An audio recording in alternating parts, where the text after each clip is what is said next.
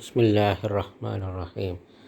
ഇന്നൽഹംദുലില്ലാ വസ്സലാത്തു വസ്സലാമു അലാ റസൂലില്ലാ വഅലാ ആലിഹി വസഹ്ബിഹി അജ്മഈൻ. അസ്സലാമു അലൈക്കും വറഹ്മത്തുള്ളാഹി വബറകാതുഹു. ഇനി പാഠം 3-ൽ തന്നെ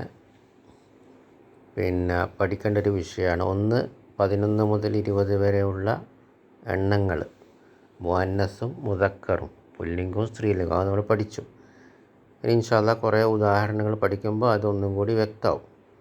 മറ്റൊന്ന് ഈ പാഠത്തിലുള്ളത് ഇസ്മു തഫ്ലീലാണ്. ഇസ്മു തഫ്ലീൽ എന്ന് പറഞ്ഞാൽ 2 ഇനങ്ങളുണ്ട്. ഇസ്മു തഫ്ലീൽ, ഒരു ഇസ്മു തഫ്ലീൽ എന്ന് പറഞ്ഞാൽ 2 പേരോ 2 ഇനങ്ങളോ തമ്മിൽ താരതമ്യം ചെയ്യാം. എങ്ങനെ? ഹാമിദ് ബിലാലിനേക്കാൾ നീളമുള്ളവനാണ്. അപ്പോൾ ഹാമിദ് ബിലാലിനേക്കാൾ നീളമുള്ളവനാണ് എന്ന് പറയാൻ.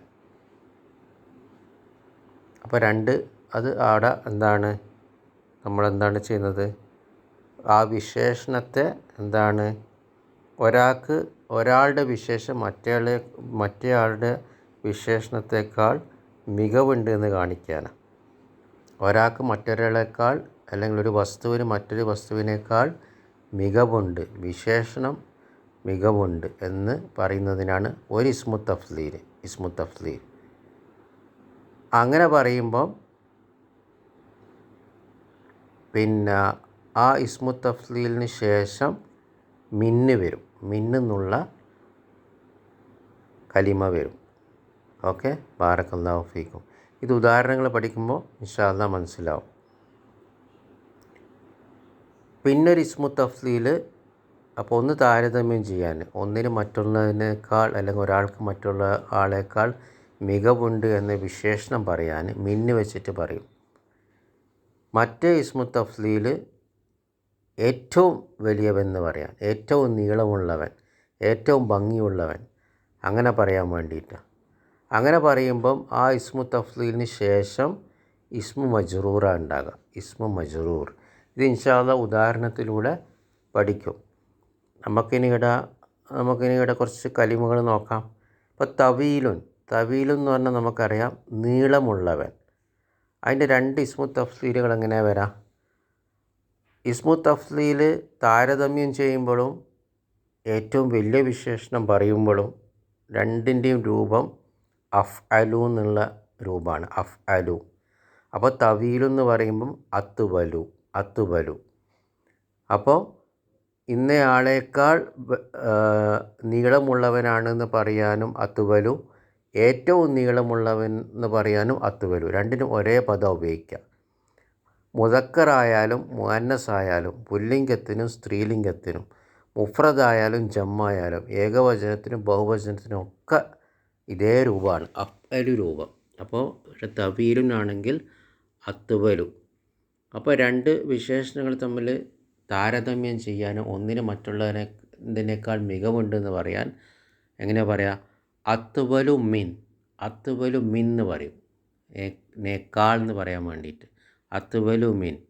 ഹാമിദിനേക്കാൾ ബിലാലാണ് നീളമുള്ളതെന്ന് പറയാൻ അത്തുബലു മിൻ. ഇൻഷാ അല്ലാഹ് ഉദാഹരണം വരുമ്പോൾ മനസ്സിലാവും, വാക്യങ്ങൾ വരുമ്പോൾ മനസ്സിലാവും. പിന്നെ ഹാമിദാണ് ഏറ്റവും നീളമുള്ളവൻ ക്ലാസ്സിൽ എന്ന് പറയാൻ അത്തുബലു പറഞ്ഞിട്ട് അതിന് ശേഷം ഇസ്മ മജ്റൂർ ഉണ്ടാവും. ബാറക്കല്ലാഹു ഫീക്കും. അത്തുബലിന് ശേഷം ഇസ്മ മജ്റൂർ ഉണ്ടാവും.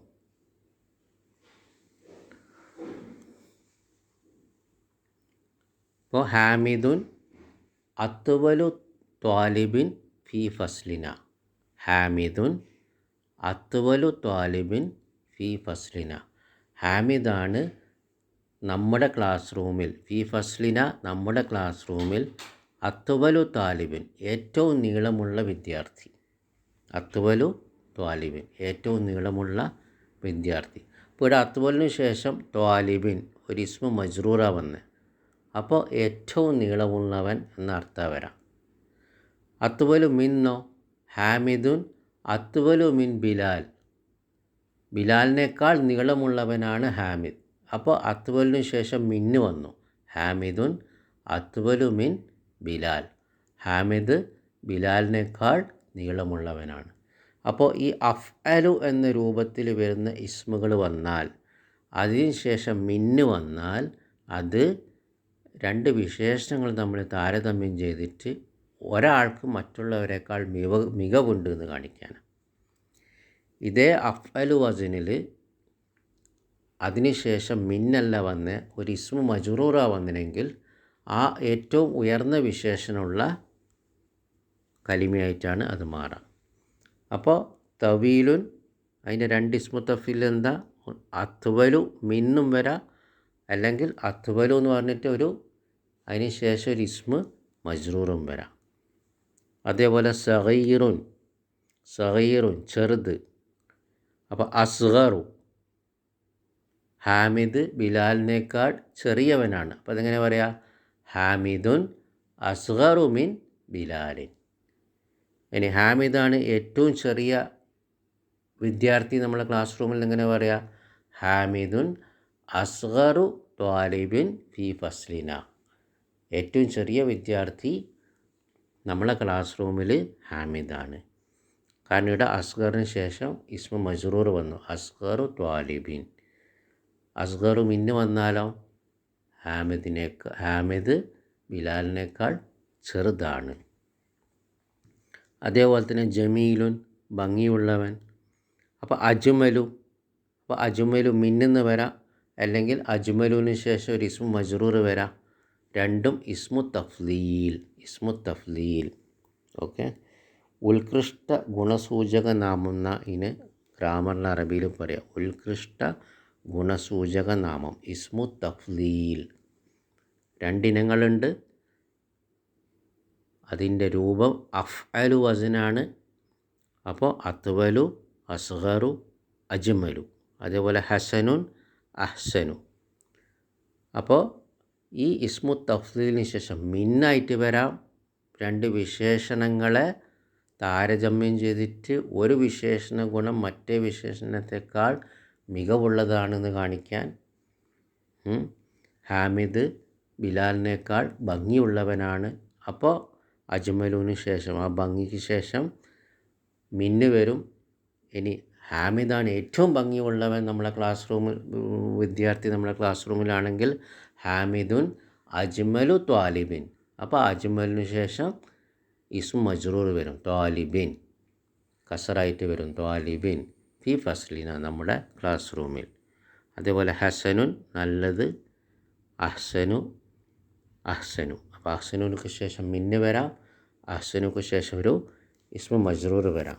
ഇത് ഇൻഷാ അല്ലാഹ് കൂടുതൽ ഉദാഹരണങ്ങൾ പഠിക്കുമ്പോഴും കൂടുതൽ വാക്യങ്ങൾ പഠിക്കുമ്പോൾ ഇൻഷാ അല്ലാഹ് വ്യക്തമാവും. ബാറക്കല്ലാഹു ഫീക്കും.